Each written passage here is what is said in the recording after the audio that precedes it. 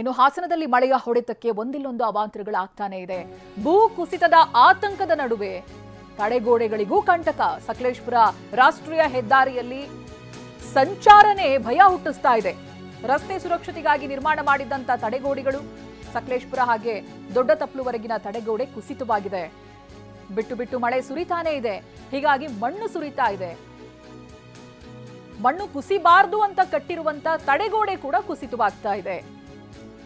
ಇದು ರಸ್ತೆ ಪ್ರಯಾಣ ಮಾಡೋರು ಎಷ್ಟು ಸುರಕ್ಷಿತ ಅನ್ನುವಂಥ ಪ್ರಶ್ನೆ ಹುಟ್ಟಾಕುತ್ತೆ ನೋಡಿ.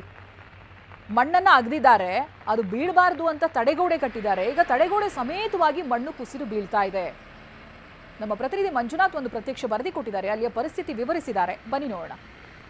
ಶಿರಾಡಿ ಘಾಟ್ನ ಮಾರ್ಗದ ಸಂಚಾರ ಅಕ್ಷರಶಃ ಒಂದು ರೀತಿ ದುಸ್ತರ ಆಗ್ತಕ್ಕಂಥ ಪರಿಸ್ಥಿತಿ ನಿರ್ಮಾಣ ಆಗ್ತಾ ಇದೆ.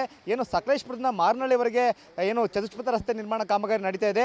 ಅದರ ಎಡ ಮತ್ತು ಬಲಭಾಗದ ರೀತಿಯಾಗಿ ದೊಡ್ಡ ಮಟ್ಟದ ಪಾರ್ಟ್ನರ್ಶಿಪ್ ಫರ್ಮ್ ಸ್ಟಾರ್ಟ್ ಮಾಡಬೇಕಾ ಅಥವಾ ಪ್ರೈವೇಟ್ ಲಿಮಿಟೆಡ್ ಕಂಪನಿ ಸ್ಟಾರ್ಟ್ ಮಾಡಬೇಕಾ? ಕನ್ಫ್ಯೂಷನ್ ಯಾಕೆ? ಒಬ್ಬ ಎಕ್ಸ್ಪರ್ಟ್ ಜೊತೆ ಮಾತಾಡು. ಎಕ್ಸ್ಪರ್ಟಾ? ಎಲ್ಲಿ? Boss Vala. B the boss. ಮಣ್ಣು ಕುಸಿತ ಆಗ್ತಿರ್ತಕ್ಕಂಥದ್ದು. ಈಗ ನಾವಿರ್ತಕ್ಕಂಥದ್ದು ಕೆಸಗುಲಿ ಅಂತಕ್ಕಂಥ ಪ್ರದೇಶದಲ್ಲಿ, ಅಂದರೆ ಸಕಲೇಶಪುರದಿಂದ ಮಂಗಳೂರು ಕಡೆಗೆ ತೆರಳತಕ್ಕಂಥ ಸುಮಾರು 10-12 ಕಿಲೋಮೀಟರ್ ಡೌನ್ ಬಂದರೆ ಇಲ್ಲಿ ಚತುಷ್ಪಥ ರಸ್ತೆಯ ಕಾಂಕ್ರೀಟ್ ರಸ್ತೆ ನಿರ್ಮಾಣ ಮಾಡಲಾಗಿದೆ.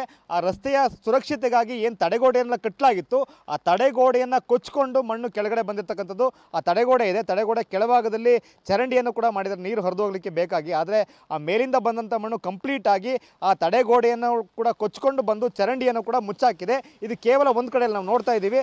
ಅಲ್ಲಿಂದ ಇಲ್ಲಿವರೆಗೂ ಸುಮಾರು ಒಂದು 200 ಮೀಟರ್ವರೆಗೂ ಕೂಡ ಆ ತಡೆಗೋಡೆ ಕಂಪ್ಲೀಟ್ ಆಗಿ ಕೊಚ್ಕೊಂಡು ಕೆಳಗಡೆ ಬಂದಿದೆ. ಸೊ ಅಷ್ಟು ದೊಡ್ಡ ಪ್ರಮಾಣದಲ್ಲಿ ಮಳೆ ಬರ್ತಾ ಇದೆ. ಈ ಕ್ಷಣಕ್ಕೂ ಕೂಡ ಹಂತ ಹಂತವಾಗಿ ಮಣ್ಣು ಮೇಲಿಂದ ಕೆಳಗಡೆ ಬರ್ತಾ ಇದೆ. ಸುಮಾರು 100 ಅಡಿಯಷ್ಟು ಎತ್ತರದಿಂದ ನಾವು ನೋಡ್ತಾ ಇದ್ದೀವಿ. ಈ ಕ್ಷಣಕ್ಕೂ ಕೂಡ ಮಣ್ಣು ಯಾವ ಕ್ಷಣದಲ್ಲಿ ಎಷ್ಟು ದೊಡ್ಡ ಪ್ರಮಾಣದಲ್ಲಿ ಮಣ್ಣು ಕೆಳಗಡೆ ಬರ್ತದೋ ಗೊತ್ತಿಲ್ಲ. ಇದು ಚತುಷ್ಪಥ ರಸ್ತೆ ನಿರ್ಮಾಣ ಕಾಮಗಾರಿ ನಡೀತಾ ಇದೆ. ನಾವು ನೋಡ್ತೀವಿ ವಾಹನಗಳು ಕೂಡ ಓಡಾಡ್ತಿದೆ. ಅದರಲ್ಲಿ ಒಂದು ಭಾಗದ ರಸ್ತೆ ಮಾತ್ರ ಕಂಪ್ಲೀಟ್ ಆಗಿದೆ. ಇದೇ ಭಾಗದಲ್ಲಿ ವಾಹನಗಳು ಓಡಾಡಬೇಕಾಗುತ್ತೆ, ಮತ್ತೊಂದು ಭಾಗದಲ್ಲಿ ಇನ್ನೂ ಕೂಡ ಕೆಲಸ ನಡಿಬೇಕಾಗಿದೆ. ಹಾಗಾಗಿ ಇದು ಒಂದು ರೀತಿ ಆತಂಕದ ನಡುವೆ ಪ್ರಯಾಣ ನಡೀತಾ ಇದೆ. ಈಗ ಈ ಸ್ಥಳಕ್ಕೆ ಸಕಲೇಶಪುರದ ಶಾಸಕರಾಗಿರ್ತಕ್ಕಂಥ ಸಿಮೆಂಟ್ ಮಂಜು ಅವರು ಅಧಿಕಾರಿಗಳ ಜೊತೆ ಭೇಟಿ ನೀಡಿ ಪರಿಶೀಲನೆ ನಡೆಸ್ತಾ ಇದ್ದಾರೆ.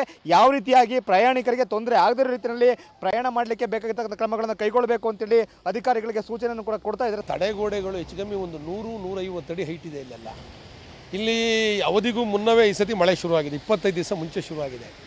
20 ದಿವಸದಲ್ಲಿ ಇನ್ನೂ ಹಲವಾರು ರಸ್ತೆಗಳನ್ನ ಇನ್ನೊಂದು 4-5 ಕಿಲೋಮೀಟರ್ ರಸ್ತೆ ಇರ್ಬೋದು ಕಂಪ್ಲೀಟ್ ಮಾಡ್ಬೋದಾಗಿತ್ತು ಅಂತ ತಿಳ್ಕೊಂಡ್ರು, ಬಟ್ ಮಾಡಲಿಕ್ಕೆ ಆಗಿಲ್ಲ. ಸೊ ರಿಟರ್ನಿಂಗ್ ವಾಲ್ ಮಾಡಿರ್ತಕ್ಕಂಥದ್ದು 6 ಅಡಿ ಇದೆ, ಇದು 100 ಅಡಿ ಇದೆ. ಸೊ ಏನಾಗಿದೆ, ಆ ಮಣ್ಣು ನೆಂದು ಆ ಲೋಡ್ ತಡೆಯೋಕ್ಕಾಗದಲ್ಲಿ ಇಡೀ ರಿಟರ್ನಿಂಗ್ ವಾಲ್ ಎಲ್ಲ ಕುಸಿದೋಗಿದೆ. ಕೆಲವೊಂದು ಜಾಗದಲ್ಲಿ ಏನೇನು ಆಗಬೇಕು ಅಂತಕ್ಕಂಥದ್ದು ಕಂದಾಯ ಇಲಾಖೆ ಅಧಿಕಾರಿಗಳಿರ್ಬೋದು, NHAI ಅಧಿಕಾರಿಗಳು, ಪ್ರಾಜೆಕ್ಟ್ ಡೈರೆಕ್ಟರ್ ಇರ್ಬೋದು, ಎಲ್ಲರನ್ನೂ ಕರ್ಕೊಬಂದು ಏನೇನು ಮಾಡಬೇಕು, ನೀರು ಹರಿಲಿಕ್ಕೆ ಏನು ಮಾಡಬೇಕು ಅಂತಕ್ಕಂಥದ್ದು ಸೂಚನೆಯನ್ನು ಕೊಟ್ಟಿದ್ದೀನಿ. ಈಗ ಆಲ್ರೆಡಿ JCBಗಳು ಇಟಾಚಿಗಳು ಕೆಲಸ ಮಾಡ್ತಾ ಇದ್ದಾವೆ. ಕೆಲವೊಂದು ಭಾಗದಲ್ಲಿ JCB ಇಟಾಚಿಗಳನ್ನ ಎವರಿ 5 ಕಿಲೋಮೀಟರ್ಸ್ಗಳ ಸತಿ ಮಿಷನರೀಸ್ಗಳನ್ನೆಲ್ಲ ರೆಡಿ ಇಟ್ಕೊಂಡಿರಬೇಕು. 24 ಅವರ್ಸು ನ್ಯಾಷನಲ್ ಹೈವೇ ಅಧಿಕಾರಿಗಳಿರ್ಬೋದು, ಕಂದಾಯ ಇಲಾಖೆ ಅಧಿಕಾರಿಗಳಿರ್ಬೋದು, PDOಗಳಾಗ್ಬೋದು, ಫಾರೆಸ್ಟ್ ಡಿಪಾರ್ಟ್ಮೆಂಟ್ ಆಗ್ಬೋದು, ಯಾರೇ ಏನಾದರೂ ಕೂಡ 24x7 ಫೋನ್ ಎತ್ತಬೇಕು ಅಂತಕ್ಕಂಥ ಸೂಚನೆಯನ್ನು ಕೊಟ್ಟಿದ್ದೀನಿ. ಸೊ ಈಗ ಮುಂಜಾಗ್ರತೆ ಕ್ರಮವಾಗಿ ಏನೇನು ಮಾಡ್ಬೋದು ಎಲ್ಲ ರೀತಿ ಪ್ರಯತ್ನಗಳನ್ನು ಕೂಡ ಮಾಡ್ತಾಯಿದ್ವಿ. ಮಳೆ ಯಾವ ರೀತಿ ಬರ್ತಾಯಿದೆ ಅಂತಕ್ಕಂಥ ತಮಗೂ ಕೂಡ ಗೊತ್ತಿದೆ. ಕೆಲವೊಂದು 2 ಭಾಗದಲ್ಲಿ ಸ್ವಲ್ಪ ರೋಡ್ ಕಂಜೆಸ್ಟೆಡ್ ಇದೆ. ಆ ಭಾಗದಲ್ಲಿ ಸ್ವಲ್ಪ ಬ್ರಾಡ್ ಮಾಡಲಿಕ್ಕೆ ಏನು ಬೇಕು ಅದನ್ನು ಈಗ ಸೂಚನೆಯನ್ನು ಕೊಟ್ಟಿದ್ದೀನಿ. ಆದಷ್ಟು ಬೇಗ ಮಾಡ್ತಾರೆ. ಯಾವುದೇ ಪ್ರಯಾಣಿಕರಿಗೆ, ಯಾವುದೇ ವಾಹನ ಸವಾರರಿಗೆ ತೊಂದರೆ ಆಗದ ರೀತಿಯಲ್ಲಿ ಕ್ರಮವನ್ನು ಕೈಗೊಳ್ಳಬೇಕು ಅಂತಕ್ಕಂಥ ಒತ್ತಾಯವನ್ನು ಕೂಡ ಶಾಸಕರು ಮಾಡಿದ್ದಾರೆ. ಕ್ಯಾಮರಾಮನ್ ಮಹೇಶ್ ಜೊತೆ ಮಂಜುನಾಥ್, KB, TV9 ಹಾಸನ.